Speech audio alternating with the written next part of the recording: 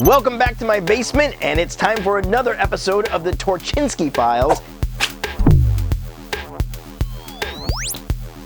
This week I have something I think pretty interesting. I was digging around through, again, the piles of old crap that I've got lying around everywhere here, and I found some brochures for something that's actually pretty fascinating, and it's something that we don't really think all that much about today, really.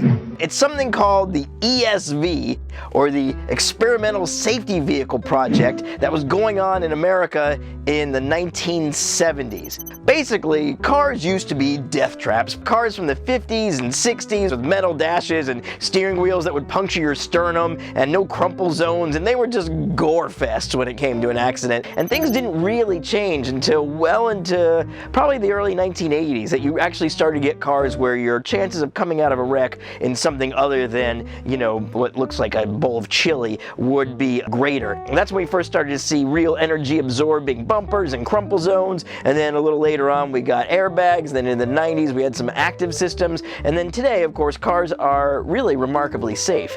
Now, one of the big reasons why this change happened was because of this ESV program.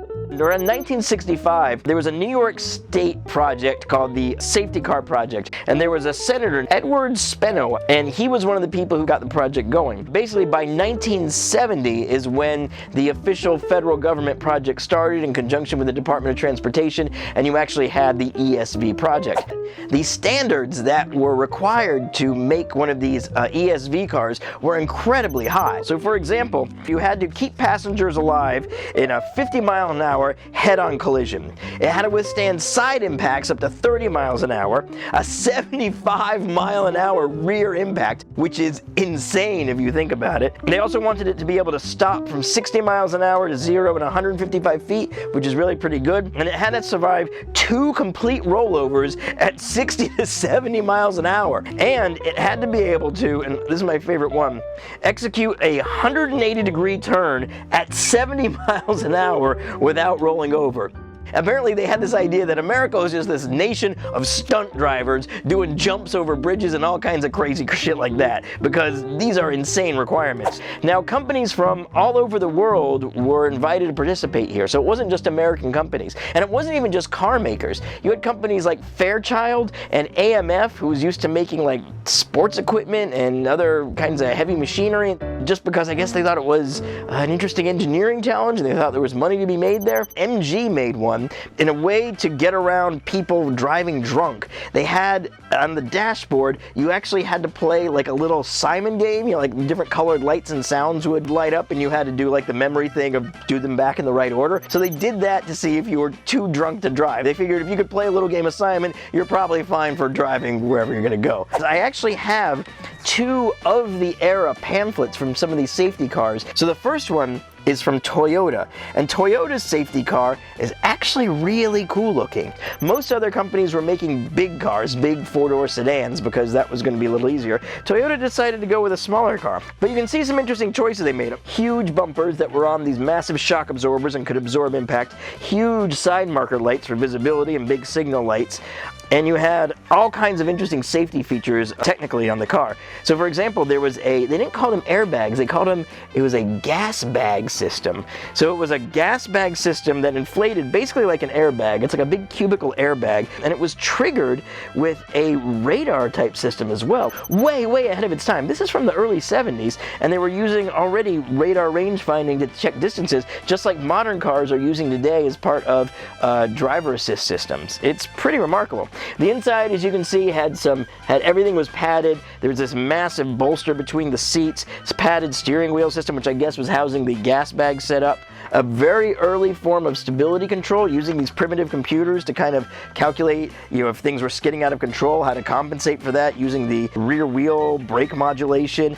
It's a fascinating little car. And again, this is just one of many. I also have, and this one I really like, is Volkswagen's pamphlet. So Volkswagen's safety car, I think is especially interesting because very Volkswagen, traditionally, they were using a rear engine design. This was from 1972.